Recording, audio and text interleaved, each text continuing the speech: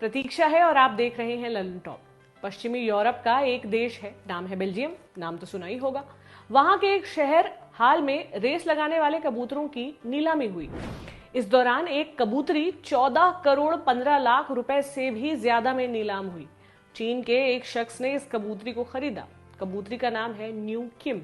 इस नीलामी के बाद न्यू किम दुनिया की सबसे कीमती कबूतरी बन गई है। आप सोच रहे होंगे कि भला एक कबूतर के लिए कोई इतने पैसे क्यों देगा। आपको बताते हैं क्यों, लेकिन उससे पहले कबूतरबाजी से जुड़ी कुछ चीजें जान लीजिए। लखनऊ के कबूतरबाज हैं अनिल। लाल कुआं इलाके में रहते हैं, 55 साल के हैं। बचपन से कबूतरों में दिलचस्पी रखते हैं। उन्होंने बताया कि कबूतर कई तरह के होते हैं। साधारण कबूतर 100 से 200 रुपए में मिल जाता है। उन्होंने बताया एक कबूतर होता है जिसे गिरहबाज कहते हैं। इन कबूतरों को क्लब की मुहर लगाकर उड़ाया जाता है। ये 5 से 6 घंटे तक हवा में रह सकते हैं। ये वफादार होते हैं, सीधा मालिक के पास ही लौटते हैं। अक्टूबर नवंबर में इनका कंपटीशन होता है। दूसरा कबूतर होता है गोले। ये 50 से 100 की टुकड़ियों में उड़ाया जाता है। ये उतना वफादार नहीं होता। भारत में 4000 से लेकर 6-7 हजार तक के कबूतर मिलते हैं। कुछ नस्लें महंगी होती हैं। इटावा, इलाहाबाद और कोलकाता के कबूतर महंगे होते हैं। 6-7 हजार तो ठीक है, चलो 10,000 भी मान लो, लेकिन 14 करोड़ का कबूतर।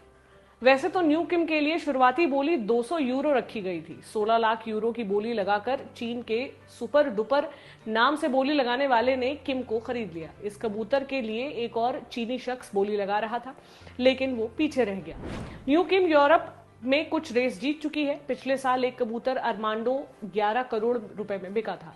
अब न्यू किम ने अरमांडो को पीछे छोड़ दिया है। वो दुनिया की सबसे महंगी कबूतरी बन गई है। वैसे तो ऐसा माना जाता है कि नर कबूतर की कीमत मादा कबूतर से अधिक होती है, लेकिन न्यू किम की कीमत ने तो पिछले सारे रिकॉर्ड्स तोड़ दिए हैं। अब तो पूरी दुनिया के कबूतर दीवाने जानना चाहते हैं कि आखिर ये चीनी सुपर डुपर कौन है जिसने इतना महंगा कबूतर खरीदा है। खबरें तो ऐसी हैं कि सुपर डुपर ने ही अरमांडो को 11 करोड़ देकर खरीदा था। किसके पास इतने पैसे हैं भाई कि इतने महंगे महंगे कबूतर खरीद रहे हैं। खैर, अपने भारत में तो कबूतरबाजी का खेल खूब देखा होगा आपने, लेकिन आपको जानकर हैरानी होगी कि यूरोप में भी ये खेल बहुत पुराना है। दुनिया के कई देशों के कबूतरबाज यूरोप में अपने कबूतर लेकर आते हैं रेस कराने के लिए। अब चीन में भी कबूतर रेस फिर से होने लगी है। फिर से इसलिए कहा क्योंकि ऐसा माना जाता है कि मिंग राजवंश के दौरान वहां कबूतरबाजी हुआ करती थी, लेकिन आधुनिक चीन में इसका प्रचलन काफी कम हो गया।